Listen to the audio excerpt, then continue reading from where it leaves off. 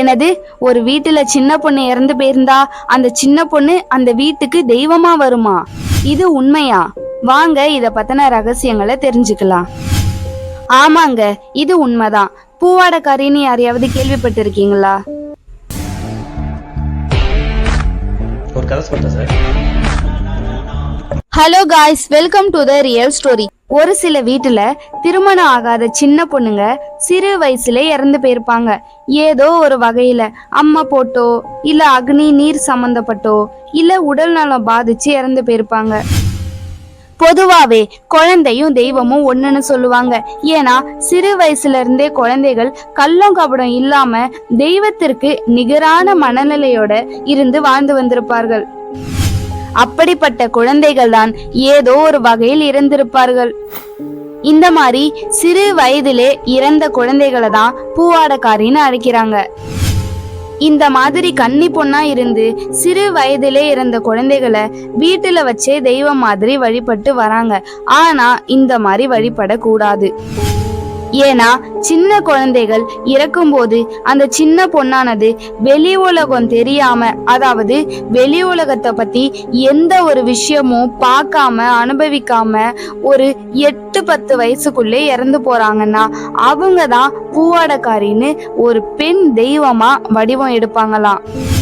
அவங்க வீட்டுக்கு காவலாவும் நிப்பாங்களாம். வீட்டுல எந்த ஒரு காவல் தெய்வம் இஷ்ட தெய்வம்னு யார் வந்தாலும் சரி, இந்த பூவாடக்காரியும் அதே வீட்டுல ஒரு ஓரமா வாழ்ந்து கொண்டேதான் இருக்குமா. இந்த பூவாடக்காரி என்ன பண்ணும்னா, ஏதாவது குடும்பத்துல நல்லது கெட்டது நடக்க போகுதுன்னா அதை முன்கூட்டியே அப்பா இல்ல அம்மா இல்ல குடும்பத்தார் யார் கனவுலையாவது வந்து இந்த மாதிரி நடக்க போகுது அப்படின்னு முன்கூட்டியே வந்து சொல்லிட்டு போயிடுமா. பூவாடக்காரிய எல்லாரும் எப்படி வழிபடுறாங்கன்னா, வீட்டுல ஏதாவது நல்ல நாள் விசேஷ நாள் வந்தா அந்த நாள்ல அதுக்கு பிடிச்சத வச்சு படைச்சு வழிபடுறாங்க. ஆனா பூவாடக்காரி இருக்கிற வீட்டுல அந்த மாதிரி வழிபடக்கூடாது.